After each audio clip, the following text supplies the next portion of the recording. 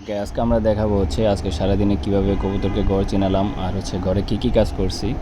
আমরা প্রথমে নতুন কবুতরকে ঘরে আনছি, তারপর ঘর পরিষ্কার করে এবং তাদের খাওয়া এবং পানি দিলাম, যাতে তারা স্বাচ্ছন্দ্য বোধ করে এবং এটা তাদের নিজের বাড়ি মনে করে। তারপর কিছু কবুতরকে আলাদা করে খাঁচা করে তারপর বাইরে রাখা হলো, যাতে করে তারা চারপাশ ভালোভাবে দেখতে পারে এবং ওরা মনে রাখবে যে এটা ওদের ঘর।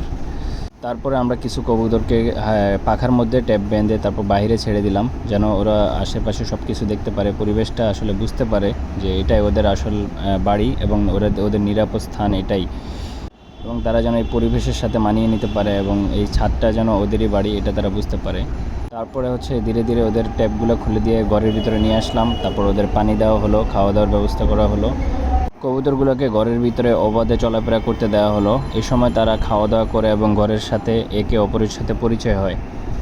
এভাবে চলতে থাকলো। তারপর কবুতরগুলোকে একসাথে বাইরে ছেড়ে দিলাম, যেন ওরা ঘুরে বেড়ালেও দিন শেষে তারা আবার নিজেদের ঘরে ফিরে আসে। এই যে দেখেন বাইরে তাদেরকে ছেড়ে দেওয়া হয়েছে। এখন বেশি দিন লাগে না, আপনি 3-4 দিন চেষ্টা করলেই সব কিছু হয়ে যাবে। এই প্রক্রিয়াটি আপনি কয়েকদিন চালিয়ে গেলে কবুতররা নিশ্চিতভাবে ঘর চিনে যাবে এবং সবসময় তারা নিজেদের ঘরে এখানেই ফিরে আসবে। আশা করি আপনারা সবাই এই রুলসটা ফলো করলে উপকৃত হবেন এবং কবুতরকে সহজেই ঘর চিনাতে পারবেন। সবাইকে অসংখ্য ধন্যবাদ ভিডিওটি দেখার জন্য।